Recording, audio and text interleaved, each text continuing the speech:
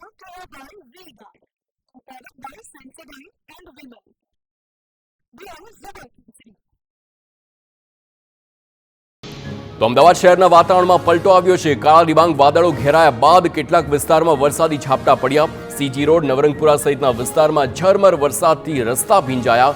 આંબાવાડી, પાંજરાપોળ વિસ્તારમાં પણ હળવો વરસાદ વરસતા લોકોને બફારાથી રાહત મળી. ઉત્તર ગુજરાતના બનાસકાંઠામાં વાતાવરણમાં પલટો આવ્યો છે. લાખણી પંથકમાં કાળા ડિબાંગ વાદળોથી આકાશ ઘેરાયું છે. દિયોદર, થરાદ સહિતના વિસ્તારમાં પણ ઝરમર વરસાદ વરસ્યો. લાખણીના કુડા, સેકરા સહિતના ગામોમાં ધીમી ધારે મેઘરાજાની સવારી.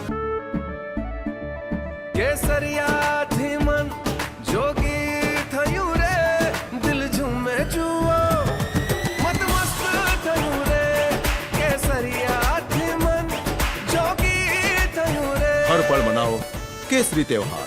विमल, बोलो जुबान केसरी. વડોદરામાં ફરી એકવાર વરસાદની શરૂઆત. શહેરના અનેક વિસ્તારમાં ગાજવીજ સાથે વરસાદ વરસ્યો છે. ધીમી ધારે વરસાદમાં કામ અર્થે નીકળેલા લોકો ભીંજાયા. જિલ્લાના ગ્રામ્ય વિસ્તારમાં સારા વરસાદથી ખેડૂતોએ વાવણીની તૈયારીઓ આરંભી.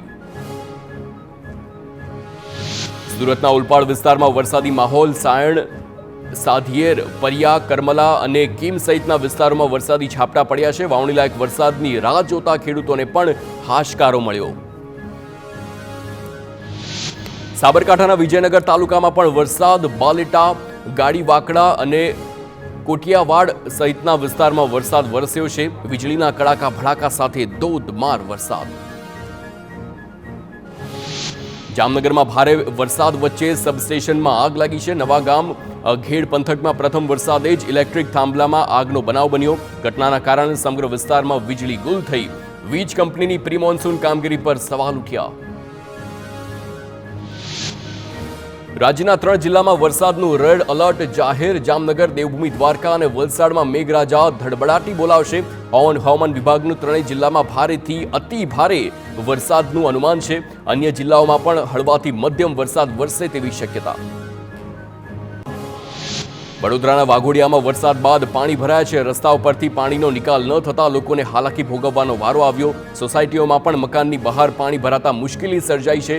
શાળાઓના પરિસરમાં પણ પાણી ભરાતા બાળકો પાણીમાંથી પસાર થવા મજબૂર બન્યા. પાલિકા પ્રી મોન્સૂન કામગીરીની પોલ ખુલી છે.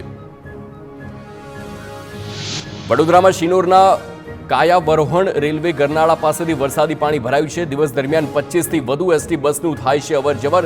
સ્થાનિકોને 20 કિલોમીટરથી વધારે ફરીને જવાનો વારો આવ્યો.